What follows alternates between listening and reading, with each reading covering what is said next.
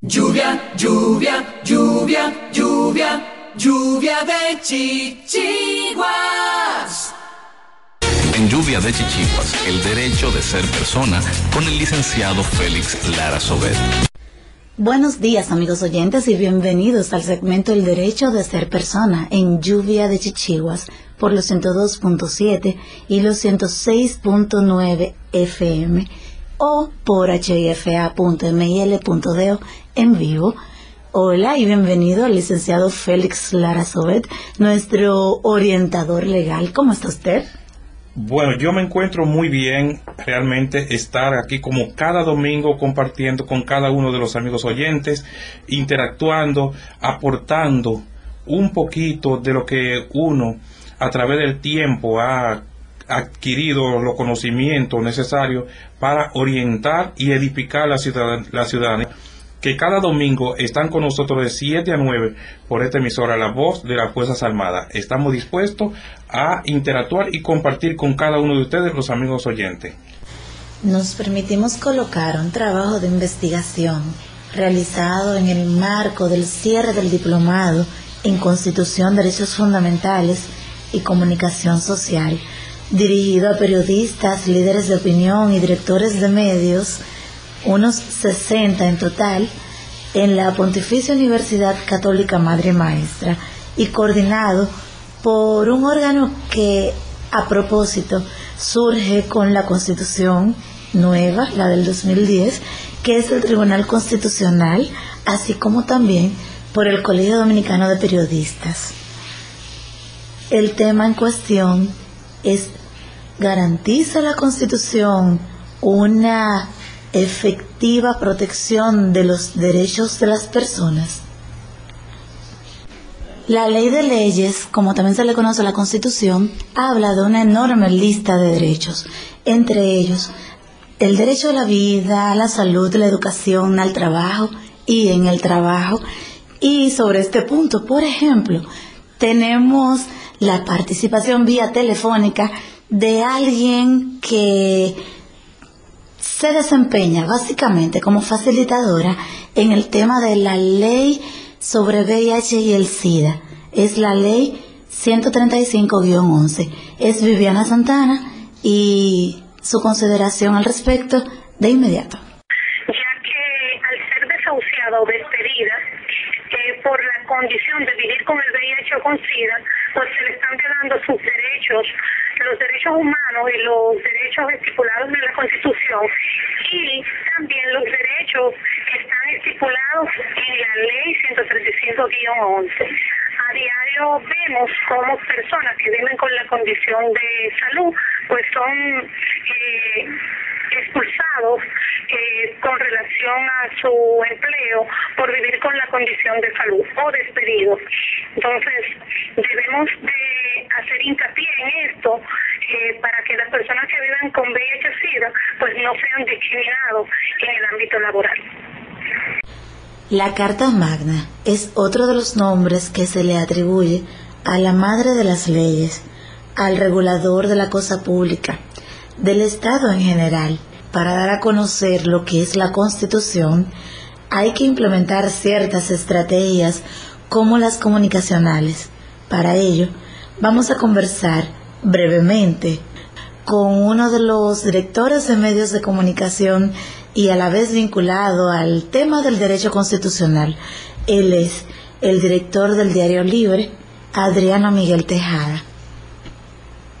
Don Adriano Miguel Tejada, me gustaría saber, en el marco de la Constitución, ¿cuáles cree usted o recomienda como constitucionalista que deberían ser las estrategias comunicacionales o comunicativas que deberíamos los comunicadores sociales tomar en cuenta para socializar la Constitución en toda la población? Bueno, la Constitución se puede socializar de muchas maneras.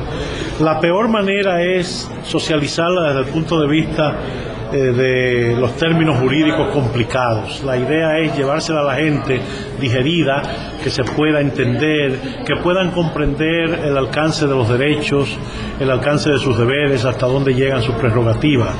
Por ejemplo, el esfuerzo que ha hecho la Cámara de Diputados de una constitución infantil es novedoso y sumamente interesante. Los esfuerzos que ha hecho la FINJUS, por ejemplo, en la publicación de una constitución comentada y que antes lo hizo la Suprema Corte de Justicia, son esfuerzos en ese sentido.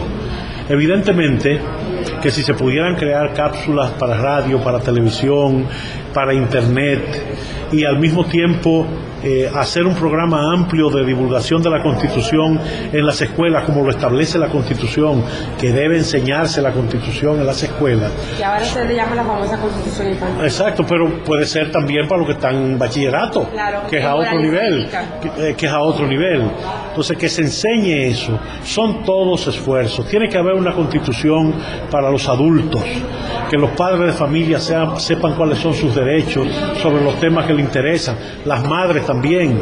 Quizás muchas de las cosas que pasan con los feminicidios y esto se pudieran resolver si las partes envueltas tuvieran una conciencia más cabal de las consecuencias de sus actos y de los derechos que les son inherentes. O sea, se requiere un esfuerzo de Estado y del sector privado para lograr que la Constitución sea conocida, porque ley que no es conocida, ley que no es querida por desconocimiento y por tanto no se cumple. Usted mencionó la Constitución comentada, por ejemplo, la infantil. También aporto yo que hay una Constitución hablada para las personas que no pueden ver, por ejemplo. Y debiera haber una Constitución en braille.